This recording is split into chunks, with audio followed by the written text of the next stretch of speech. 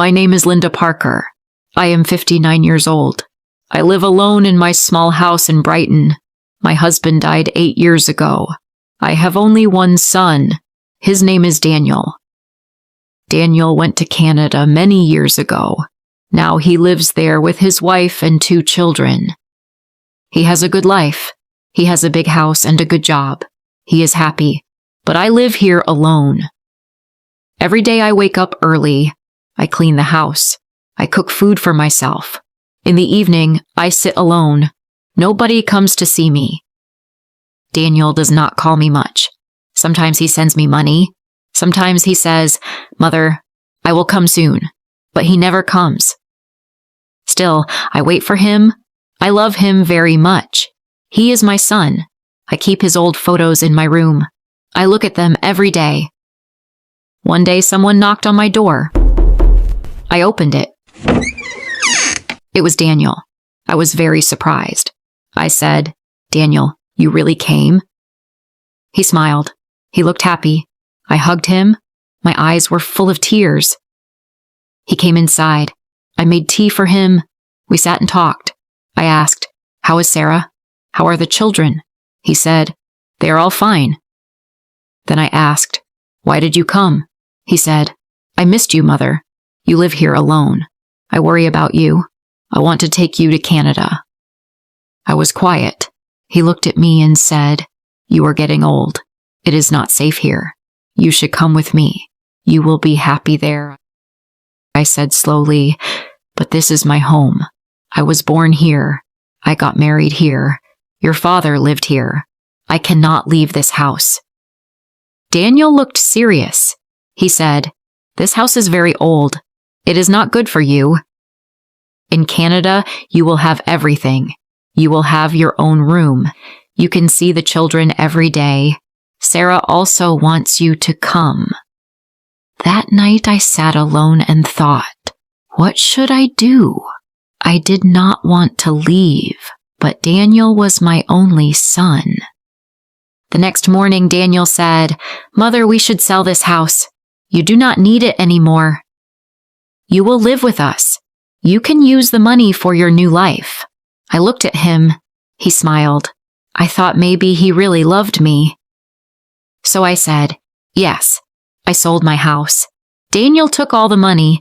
I packed my bag. We went to the airport together. I was sad, but I was also happy.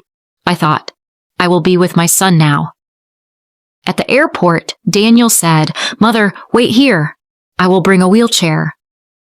"The way is too long. You cannot walk so far. I will be back in 5 minutes," I said. "Okay." I sat on a chair. 10 minutes passed. Daniel did not come back. I thought maybe the line was long. I waited. 30 minutes passed. Still, he did not come. I felt scared. I looked at the big door again and again, but Daniel was gone. Now it had been 45 minutes. I was still sitting there. I looked at every face, but none was my son. I told myself, Daniel cannot leave me. He is my son. 1 hour passed. My heart began to beat fast. Just then, a police officer saw me. He walked toward me and said, "Ma'am, are you waiting for someone?"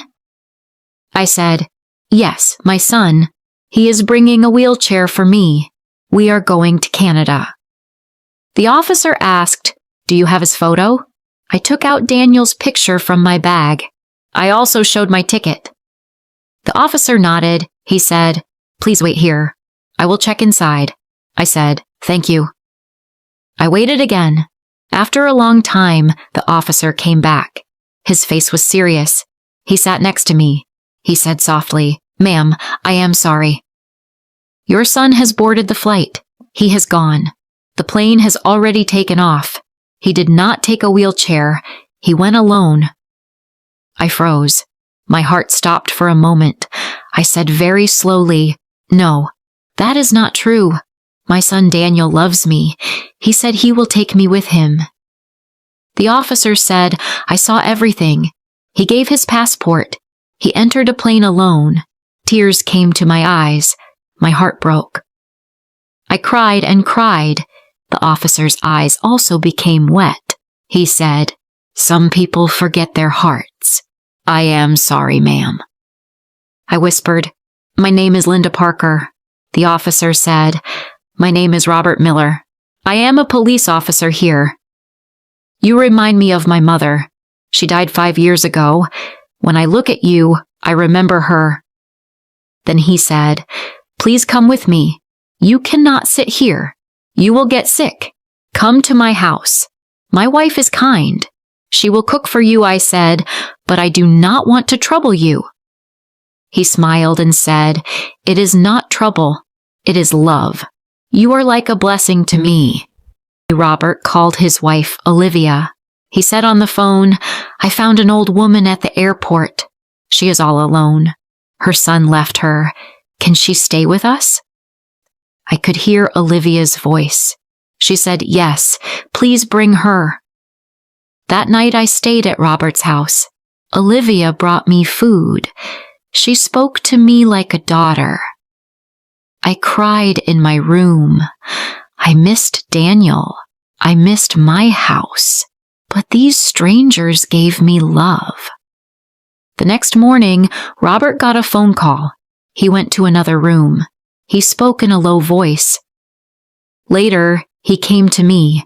I asked, "Is everything okay?" He smiled and said, "Yes, everything is fine." But I saw pain in his eyes. What I did not know was this. The flight that Daniel took had crashed. There were no survivors. Daniel was gone. But Robert did not tell me. He knew that I still loved my son.